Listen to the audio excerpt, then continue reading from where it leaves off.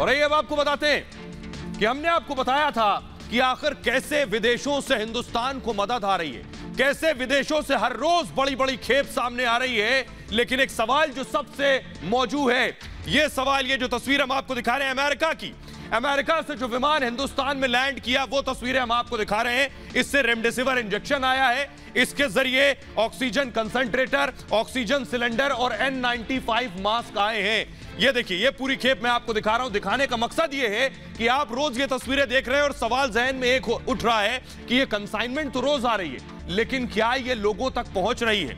क्या लोग इसका इस्तेमाल कर पा रहे हैं? क्या ऑक्सीजन कंसंट्रेटर जो अमेरिका से आया वो लोगों तक पहुंचा है? आपके जहन में सवाल आ रहा है, लेकिन मैं आपको बताने जा रहा हूं न सिर्फ अमेरिका बल्कि यूके ने भी, यूके से भी आप देखिए, ब्रिटेन से जो फ्लाइट लैंड हुई, लुफ्तांसा एयरलाइंस की फ्लाइट दिल्ली में लैंड हुई, इससे ऑक्सीजन कंसंट्रेटर, वेंटिलेटर और चिकित्सकीय उपकरण आए हैं। लेकिन सवाल यह है कि यह जो चीजें इस बोइंग विमान से आया है हिंदुस्तान में, देखिए दरवाजा खुल रहा है और खेप निकल रही है, जो भी चीजें हिंदुस्तान में आई हैं, क्या ये अस्पतालों तक पहुंची हैं? क्या ये चीजें आप तक पहुंच गई हैं? देखिए जरा, इसमें ऑक्सीजन कंसंट्रेटर, वेंटिलेटर और मेडिकल इक्विपमेंट्स हैं। ये ब्रिटेन से आया है, भारत पहुंच चुका है, लेकिन क्या ये हमारे अस्पतालों तक पहुंच गया है? क्या ये हमारे उन लोगों तक पहुंच गया है जो जरूरतमंद हैं? तो न सिर्फ अमेरिका, यूके बल्कि ब्रिटेन से भी आया। आपको बताएंगे ये चीजें हैं कहां, ये चीजें कहां हैं। सवाल यही, ये खेप देखिए, ये रूस से आई हैं। रूस से जो तस्वीरें आई हैं, तस्वीरें हम आपको दिखा रहे हैं। देखिए, बाकायदा उसका पूरा पेपर, डॉक्यूमेंट्स तैयार होते हैं, क्या क्या चीजें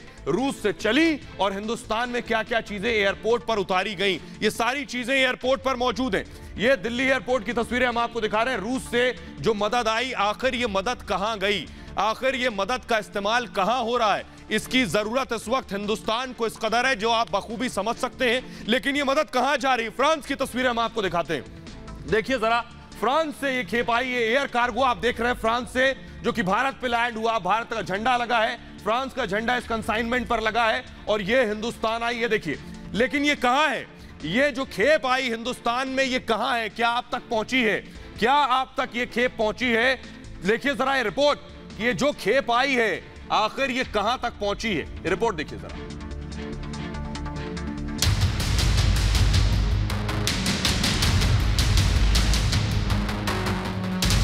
कोरोना से लड़ाई में दुनिया भर से भारत मदद पहुंच रही है।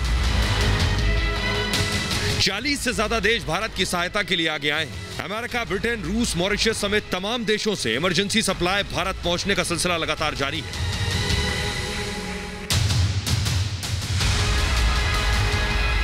स्विट्जरलैंड से भी मदद की खेप भारत पहुंच चुकी है। ये तस्वीरें दिल्ली एयरपोर्ट की हैं, जिसमें स्विट्जरलैंड से 600 ऑक्सीजन कंसंट्रेटर और करीब 24 करोड़ से अधिक के मेडिकल इक्विपमेंट्स भारत पहुंचे हैं।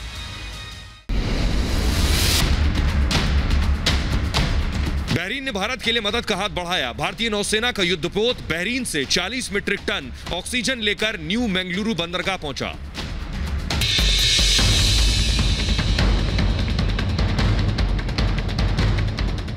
कोरोना से जंग में रूस भी भारत से दोस्ती निभा रहा है। मेडिकल सप्लाई, वेंटिलेटर से लेकर ऑक्सीजन कंसंट्रेटर भारत आ चुके हैं। वहीं रूस ने भारत को सबसे बड़ा हथियार स्पुतनिक भी दिया है। स्पुतनिक वैक्सीन की खेप भी भारत पहुंच चुकी है।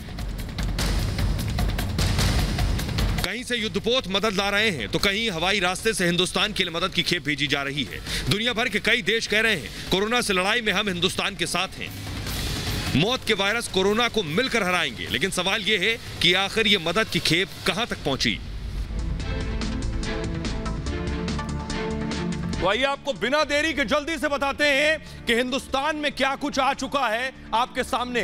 दिल्ली एयरपोर्ट पर 50 फ्लाइट्स, जी हां, एक दो नहीं, 50 फ्लाइट्स लैंड हुई हैं और उन 50 फ्लाइट से देखिए जरा क्या आया है। 5500 ऑक्सीजन कंसंट्रेटर, ये जो किनारे आप देख रहे हैं ये है ऑक्सीजन कंसंट्रेटर। जब ऑक्सीजन की जरूरत हो, यानी 85 तक आपको ऑक्सीजन लेवल पहुंच जाए, तो ये ऑक्सीजन कंसंट्रेटर काम करता है। 5500, जी हां, 5500 ऑक्सीजन कंसंट्रेटर दिल्ली एयरपोर्ट पर थे। न सिर्फ ऑक्सीजन कंसंट्रेटर, इसके अलावा और क्या है आपको बताऊं, ऑक्सीजन सिलेंडर। ऑक्सीजन सिलेंडर जो अभी 50,000, 60,000, 70,000 के मिल रहे हैं, विदेश से 3,200 ऑक्सीजन सिलेंडर आए हैं जो दिल्ली एयरपोर्ट पर लैंड हुए। ये वो फ्लाइट्स जो सिर्फ दिल्ली में लैंड हुई है विदेश से, वो मैं आपको बता रहा हूं। 3,200 ऑक्सीजन सिलेंडर, इसके अलावा रेमडेसिविर इंजेक्शन जिसकी सबसे ज्यादा कालाबाजारी हो रही है, ये इंजेक्शन भी दिल्ली एयरपोर्ट पर 1,36,000 के आसपास ये इंजेक्शन दिल्ली एयरपोर्ट पर थे। लेकिन आपको बताएं, सवाल यही है कि इतनी चीजें लैंड हो गई, पहुंच गई, लेकिन ये गई कहां? सिंगापुर से मैं आपको बताऊं, आज ही सिंगापुर से भी बीती रात एक खेप आई है। तस्वीरें अगर मैं आपको दिखाऊं सिंगापुर से, तस्वीरें हम आपको सिंगापुर से जो खेप आई है देखिए, इसमें ये वायुसेना का IL-76 विमान आप देख रहे हैं। IL-76 वायुसेना का विमान देख रहे हैं। ये क्रायोजेनिक टैंक इसके अंदर डाला जा रहा है, जो आप देख रहे हैं तस्वीरों में, क्रायोजेनिक, जिसमें ऑक्सीजन भरकर आती है। ये oxygen tank, 3 cryogenic tank Hindustan आए हैं। ये सिंगापुर से आए हैं, जो कि ये पश्चिम बंगाल के पानागढ़ एयरबेस पर उतरे हैं, सिंगापुर से चले। सवाल ये अब आपके जहन में चल रहा होगा कि आखिर कौन है जिसने ये खेप अटकाई है? आपको बताऊं कौन है ये खेप जिसने अटकाई है। सबसे पहले आपको बताते हैं दरअसल क्या वजह है कि जो ये लोगों तक नहीं पहुंच पा रही। आइए जरा जल्दी से आपको दिखाते हैं।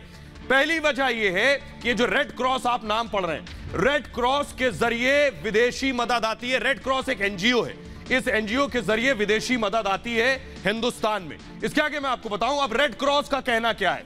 रेड क्रॉस का कहना यह है कि मेरा काम इतना है कि मैं विदेश से मदद लाऊंगा और कस्टम क्लियरेंस का काम हमारा है। इसके बाद काम किसका शुरू होता है? रेड क्रॉस का कहना है इसके आगे का कि जिम्मेदारी सरकारी कंपनी HLL की है। यानी रेड क्रॉस का कहना है मेरी जिम्मेदारी कस्टम क्लियरेंस की है, इसके आगे की जिम्मेदारी HLL की है। अब HLL का क्या कहना है? उनका कहना है मेरा काम सिर्फ देखभाल करना है। तो सवाल यह है कि फिर लोगों तक यह मदद कैसे पहुंचेगी?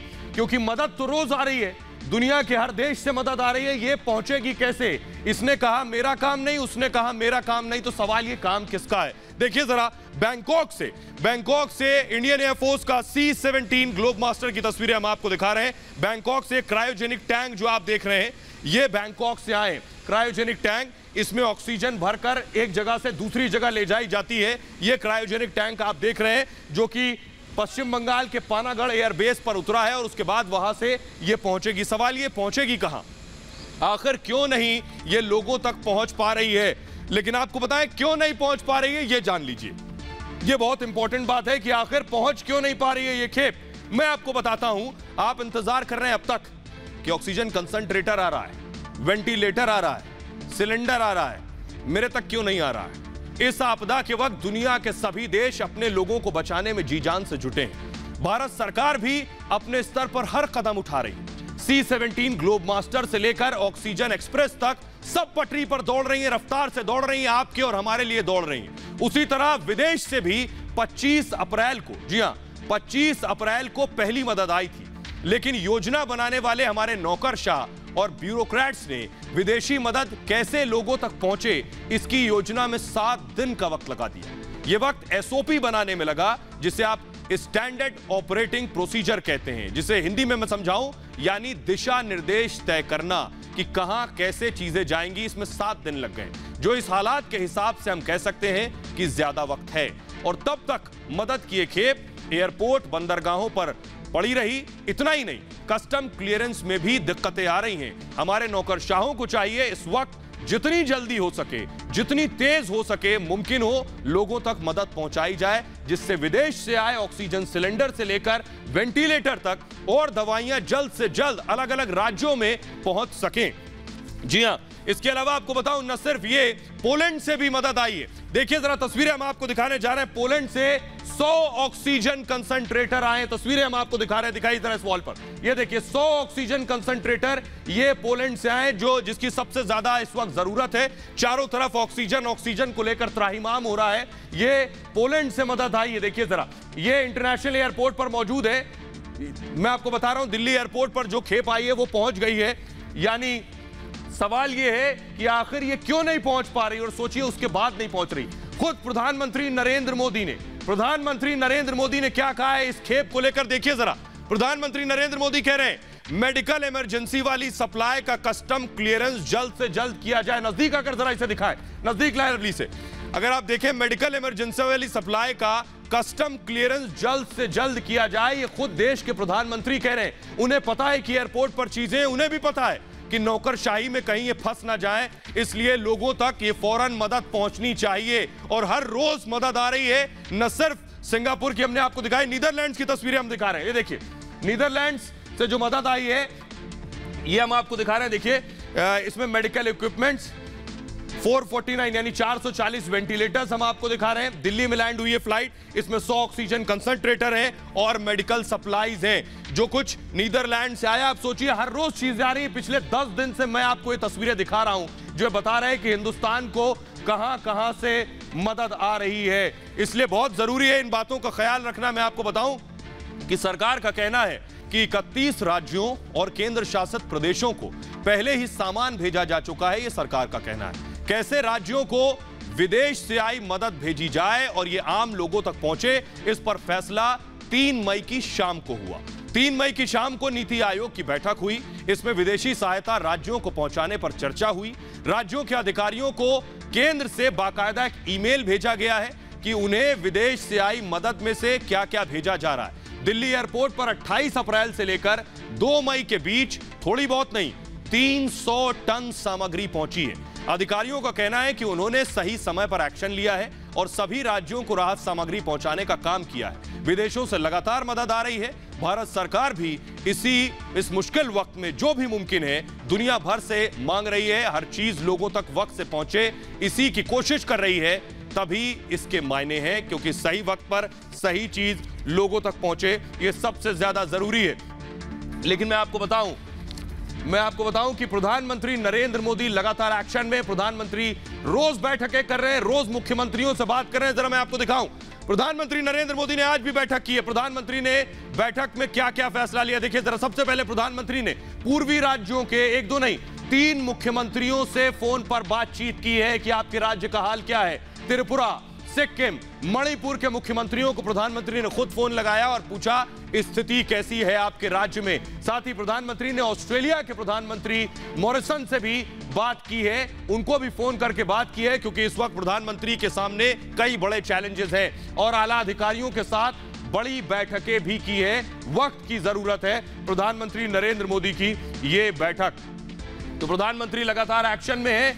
लेकिन आपको एक बहुत जरूरी जानकारी मैं देने जा रहा हूं कि आपको इस कोरोना के दौर में न जाने कितनी जानकारियां मिल रही होंगी। कोई आपसे कह रहा होगा कि 5G से कोरोना हो रहा है, कोई कह रहा है मच्छर के बैठने से कोरोना हो रहा है, कोई कह रहा है मक्खी से कोरोना हो रहा है। ये सारी गलतफहमियां मैं आपकी दूर करने वाला हूं कि आखिर इसमें हकीकत कितना है।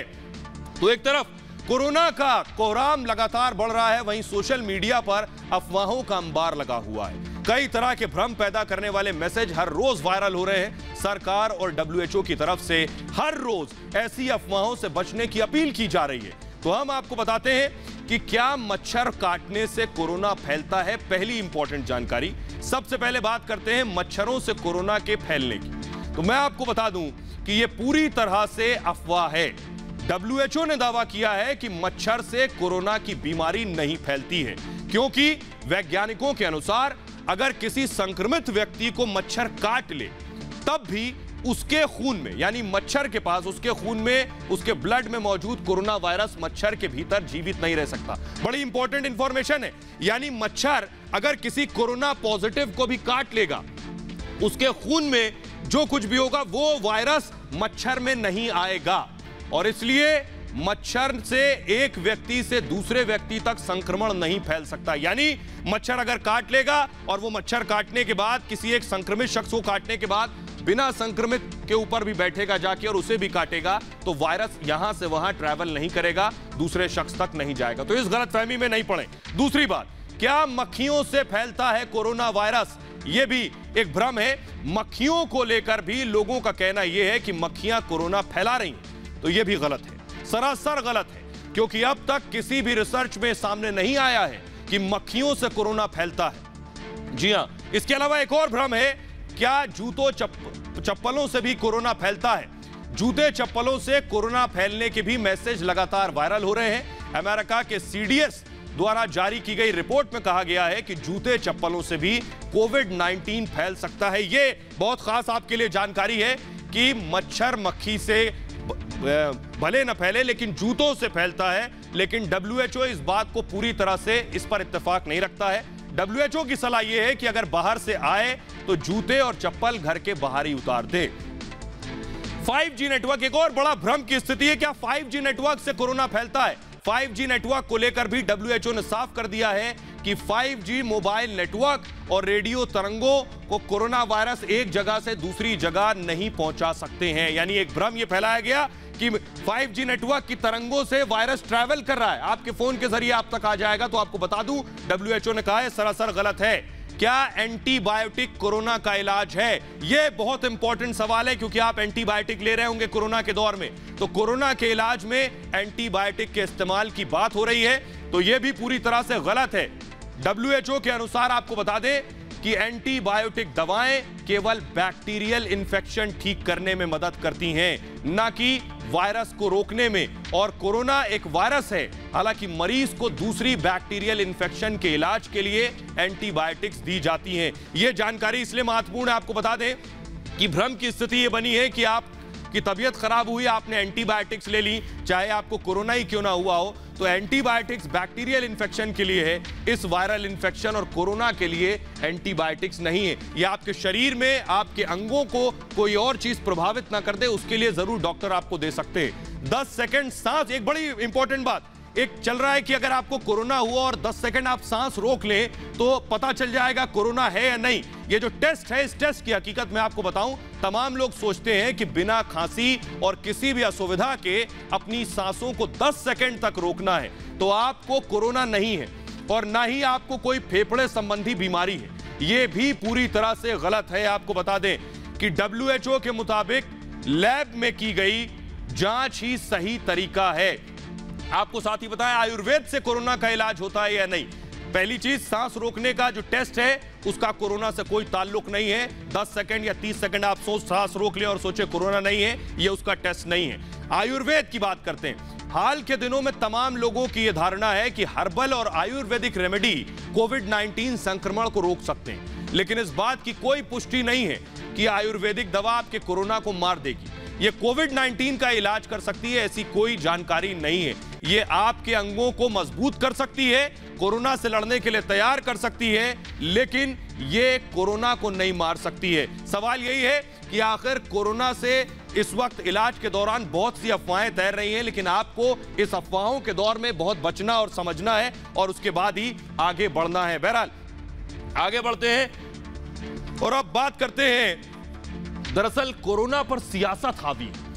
देश में ये जो वक्त है, जिस तरह से आप देख रहे हैं कि कालाबाजारी हो रही है, मुनाफाखोरी हो रही है, इस आपदा की स्थिति में भी लोग दरअसल अवसर खोज चुके हैं। ऐसे ही हमारे सियासतदान हैं जो इस संकट की स्थिति में भी अवसर खोज चुके हैं। क्या इस वक्त कांग्रेस, बीजेपी, सपा, बसपा लेफ्ट करने की जरूरत है?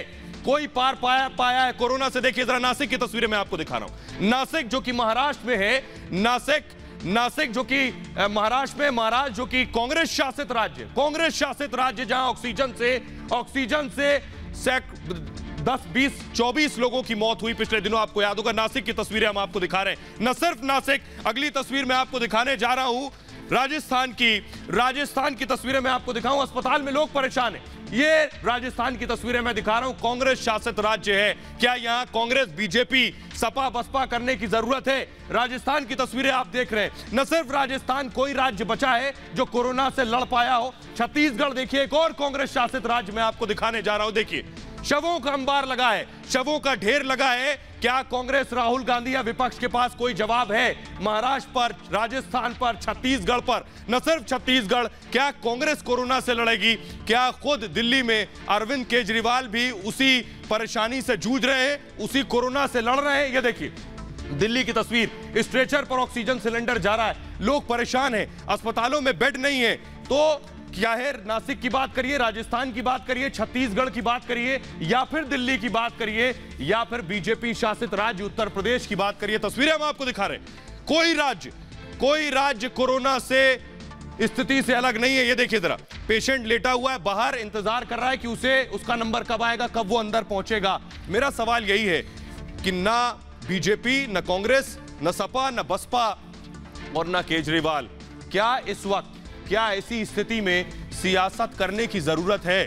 क्या ऐसी स्थिति में वक्त है कि ये सियासतदान भी इस आपदा में अपना सियासी अवसर खोज लें? क्योंकि सियासतदान यही कर रहे हैं। ये तस्वीर देखिए जरा, यह सेंट्रल विस्टा प्रोजेक्ट। आपने देखा होगा प्रधानमंत्री नरेंद्र मोदी ने इसका शिलान्यास किया था।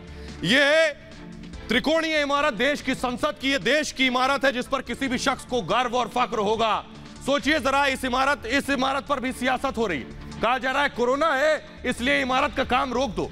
देश में न जाने कितने प्रोजेक्ट चल रहे हैं इस दौरान, न जाने कितने काम हो रहे हैं, क्या सब रोक दिए जाएं? खुद देश का जो स्वास्थ्य बजट है वो 3 लाख करोड़ से ज्यादा का है। प्रधानमंत्री नरेंद्र मोदी ने इसका शिलान्यास किया था। क्या बस यही चिढ़ है, क्या बस यही दिक्कत है कि प्रधानमंत्री ने देश की नई संसद, जहां पर न सिर्फ संसद बनेगी बल्कि सांसदों के बैठने की जगह बनेगी, जहां पर प्रधानमंत्री उपराष्ट्रपति का घर बनेगा, यह दिक्कत है। इसीलिए बार बार पहले भी इसे रोकने की कोशिश की गई और एक बार फिर इस आपदा की स्थिति में अवसर खोजा जा रहा है। आइए आपको बताते हैं कि दरअसल यह है क्या। सबसे पहले आपको दिखा दें सेंट्रल विस्टा प्रोजेक्ट है क्या जिसका विरोध हो रहा है। आपको बताऊं कि यह राजपथ का इलाका, जहां आपने देखा होगा परेड होती है, जो राष्ट्रपति भवन से इंडिया गेट को रास्ता जाता है, उसी को कहते हैं राजपथ। आपको इसके आगे बताऊं कि दरअसल यहां पर संसद भवन बना है पहले से, और इसी भवन को शामिल करते हुए एक और बड़ा निर्माण कार्य चल रहा है। और यह निर्माण कार्य मैं आपको बताऊं, इसमें कई इमारतें और बननी है, जिसमें मंत्रालय बनेंगे, सांसदों के बैठने का होगा, नॉर्थ ब्लॉक साउथ ब्लॉक भी इसमें शामिल है। तो इसी से दिक्कत है। यह प्रोजेक्ट लगभग 20,000 करोड़ का है। देश का स्वास्थ्य बजट 3 लाख करोड़ से ज्यादा का है। तो सवाल यह है कि आखिर मोदी से परेशान या मोदी से चिढ़ने वाले आखिर क्यों इस इमारत को निशाना बना रहे हैं? तो सवाल यही है, इस इमारत से दिक्कत क्या है? देश में जो इस वक्त स्थिति है, देश में पैसों की दिक्कत नहीं है, संसाधनों की परेशानी है। संसाधन विदेश से आ सकते हैं, लेकिन देश का, दुनिया का हर मुल्क पहले ही कोरोना से जूझ रहा है। उसके पास जो जरूरत से ज्यादा स्टॉक होगा वही वो आपको बेचेगा, उसके अलावा आप कोई चीज हासिल नहीं कर सकते। और इन परिस्थितियों में एक ऑक्सीजन प्लांट लगाने में भी 40 दिन लगते हैं। तो सवाल यह है, क्या सेंट्रल विस्टा का काम अगर तुरंत तत्काल रोक दिया जाए, फर्ज कीजिए अगर रोक दिया जाए तो देश से कोरोना महामारी चली जाएगी? दरअसल सेंट्रल विस्टा का विरोध करने वाले पहले दिन से नहीं चाहते थे कि यह बने, क्योंकि वो नहीं चाहते देश की इस इमारत का क्रेडिट प्रधानमंत्री नरेंद्र मोदी को जाए, क्योंकि उनको एक ही परिवार की छाप हर जगह चाहिए। इसलिए बनना शुरू होने से पहले इसे रुकवाने के लिए कोर्ट गए, जहां उन्हें झटका लगा और एक बार फिर कोरोना के बहाने सुप्रीम कोर्ट पहुंच गए ताकि इसका काम फिर से रुकवा दिया जाए, कोरोना के नाम पर ही रुकवा दिया जाए। मोदी सरकार की यह परियोजना न तो कांग्रेस को पसंद आ रही है, न वामपंथी दलों को। राहुल गांधी से लेकर सीताराम येचुरी तक इसका विरोध कर चुके हैं और ऐसे लोग इस आपदा को मोदी विरोध के अवसर में बदलना चाहते हैं। उनका मकसद सिर्फ एक है। राहुल गांधी ने बाकायदा इस पर ट्वीट किया है। आइए आपको दिखाते हैं क्यों राहुल गांधी हर सुबह उठकर एक नया ट्वीट करते हैं। उनके निशाने पर क्यों यह प्रोजेक्ट है, यह आपको सोचना पड़ेगा। राहुल गांधी का ट्वीट देखिए। सेंट्रल विस्टा यानी इस प्रोजेक्ट की बात कर रहे हैं, एक आपराधिक बर्बादी है। उनका कहना है आपराधिक बर्बादी है, इसलिए लोगों की जिंदगी बचाने पर ध्यान दें। तो सवाल यही है, ना कि नया घर पाने के लिए अपने अंधे अहंकार को महत्व दें। तो अभी मैंने आपको राजस्थान, छत्तीसगढ़ की तस्वीरें दिखाई। तो सवाल यह है कि क्या छत्तीसगढ़ और राजस्थान में राहुल गांधी ने हालात संभाल लिए हैं? क्या वहां कोरोना नहीं है? क्या वहां सबको आईसीयू और वेंटिलेटर मिल गया है? तो सिर्फ इस आपदा की स्थिति में भी सियासत करना मकसद। एक और तस्वीर हम आपको दिखाऊं, ये झारखंड की तस्वीरें। ये झारखंड में शवों का अंबार आप देख रहे हैं, किस तरह शमशान में लाशें जलाई जा रही हैं। ये देखिए एम्बुलेंस की लंबी कतारें आपको दिख रही हैं। ये तस्वीरें दिखाने का सिर्फ एक मकसद है कि इस वक्त सियासत नहीं करनी है, सियासत लेकिन हो रही है। आपको दिखाते हैं सियासत कौन कर रहा है। दरअसल आपको दिखाऊं सियासत कौन कर रहा है। झारखंड की तस्वीरें मैंने आपको दिखा दी, झारखंड में के हालात क्या हैं। और इसलिए प्रधानमंत्री नरेंद्र मोदी ने आज सुबह उठते ही फोन उठाया और झारखंड के मुख्यमंत्री हेमंत सोरेन को फोन लगाया कि जान ले कि हालात क्या है दरअसल राज्य के। हेमंत सोरेन ने बात की राज्य के ऊपर और उसके बाद देखिए निकलकर ट्वीट क्या किया। हेमंत सोरेन ने ट्वीट किया, आज आदरणीय प्रधानमंत्री जी ने फोन किया, उन्होंने सिर्फ अपने मन की बात की। बेहतर होता यदि वो काम की बात करते और काम की बात सुनते। यानी प्रधानमंत्री ने एक जिम्मेदारी का एहसास समझते हुए फोन किया और उस जिम्मेदारी के बदले में उन्हें क्या मिला? ये कोरी सियासत। इसलिए मैं आपको बता रहा हूं कि ये प्रधानमंत्री ने किस किस को फोन किया? सियासत आप देख रहे हैं, लेकिन देखिए जरा, प्रधानमंत्री ने जब फोन उठाया तो किसको किसको फोन लगाया, जल्दी से अगर इसे हम रोटेट कर सके। फोन लगाया प्रधानमंत्री ने कई मुख्यमंत्रियों को। जगन मोहन रेड्डी को फोन लगाया, आंध्र प्रदेश के सीएम। आपको पता है आंध्र में नया स्ट्रेन कितना खतरनाक आया है। खुद तेलंगाना के सीएम के चंद्रशेखर राव को प्रधानमंत्री ने फोन किया। न सिर्फ चंद्रशेखर राव, जल्दी से रोटेट करें इसे हम, नवीन पटनायक को फोन लगाया, उड़ीसा के सीएम। उड़ीसा वो राज्य जहां से ऑक्सीजन आ रही है। न सिर्फ नवीन पटनायक के बाद प्रधानमंत्री ने खुद विप्लव कुमार देव को फोन लगाया, त्रिपुरा के सीएम को फोन लगाया प्रधानमंत्री ने। इसके बाद फोन किया प्रेम सिंह तमांग को, सिक्किम के मुख्यमंत्री को, और सिक्किम के हालात को प्रधानमंत्री ने जाना। इसके बाद प्रधानमंत्री ने फोन किया, जल्दी से रोटेट करें प्लीज, एन बीरेन्द्र सिंह, मणिपुर के सीएम, इन्हें फोन लगाया। तो प्रधानमंत्री ने एक के बाद एक बहुत से लोगों को फोन लगाया, सिर्फ ये जानने के लिए अभी हालात क्या है। मैं सिर्फ उन लोगों को बेपर्दा करने जा रहा हूं इस वक्त जो इस कोरोना के हालात में भी सिर्फ और सिर्फ अवसर खोज रहे हैं। ऐसे लोगों को आपको पहचानना है, इनका आपसे कोई वास्ता नहीं, इनके दिल में आपके लिए कोई संवेदना, कोई जज्बात नहीं है। इसलिए कि आपको याद होगा प्रधानमंत्री नरेंद्र मोदी ने कहा था कि देश में लॉकडाउन लगना चाहिए। प्रधानमंत्री ने लॉकडाउन का ऐलान किया था पहली जब लहर आई थी, आपको याद होगा कोरोना की। प्रधानमंत्री ने क्या कहा था, जरा सुनिए। आज रात 12 बजे से पूरे देश में, ध्यान से सुनिए, पूरे देश में आज रात 12 बजे से संपूर्ण देश में संपूर्ण लॉकडाउन। प्रधानमंत्री ने लॉकडाउन का ऐलान किया। आपको याद होगा प्रधानमंत्री ने जब लॉकडाउन का ऐलान किया कोरोना से लड़ने के लिए, तो राहुल गांधी ने उस पर क्या किया, सुनिए जरा, राहुल गांधी को सुनिए जरा क्या कह रहे हैं। राहुल गांधी ने उस पर भी सवाल उठाए, जल्दी से चलाइए इसको जरा। बीमारी बढ़ती जा रही है तो हमें क्लैरिटी चाहिए, सरकार की क्या पोजीशन है, सरकार आने वाले दिनों में क्या क्या करेगी, गरीबों को किस प्रकार से सपोर्ट करेगी, जो हमारे स्मॉल मीडियम बिजनेसेस हैं, जो हमारे माइग्रेंट लेबर हैं, उनकी कैसे रक्षा करेगी, और ओवरऑल आगे इनका क्या प्लान है। तो आपने सुना, लॉकडाउन पर सवाल उठाए और लगातार सवाल उठा रहे थे। ये दौर था साथ मिलकर चलने का। प्रधानमंत्री ने, आपको याद होगा, ऐलान किया कि हमारे जो फ्रंट लाइन वॉरियर हैं उनके लिए ताली और थाली बजाई जाए। प्रधानमंत्री ने कहा इन फ्रंट लाइन वॉरियर्स के लिए ताली थाली बजाई जाए। सुनिए जरा, उस पर भी सवाल उठाए गए, सुनिए जरा। रविवार को शाम को 5 बजे 5 मिनट तक ऐसे लोगों का आभार व्यक्त करें। और आभार कैसे व्यक्त करेंगे? ताली बजा करके, थाली बजा करके, घंटी बजा करके।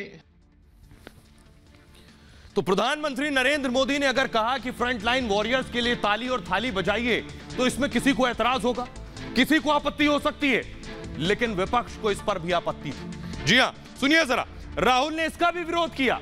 क्या यह विरोध करने की चीज थी? सुनिए जरा। मोदी जी ने कहा, भाइयों और बहनों, कोरोना आया है, थाली बजाओ,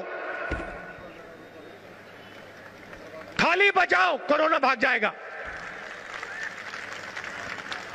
और पूरे हिंदुस्तान से, सुना आपने, ताली थाली की बात की। ये किसके लिए थी? ये ताली थाली बजाना मकसद नहीं था, सिर्फ हौसला अफजाई करना था उन लोगों के लिए जो हमारे और आपके लिए अस्पतालों में अपनी जान की बाजी लगाकर काम कर रहे हैं। उसका भी मजाक उड़ाया इस सियासत ने। आगे देखिए, प्रधानमंत्री अब कह रहे हैं वैक्सीन लगवाइए, वैक्सीन का भी मजाक उड़ाया। सुनिए जरा, प्रधानमंत्री ने कहा वैक्सीन लगवाइए। प्रधानमंत्री को सुनिए जरा, उन्होंने क्या कहा।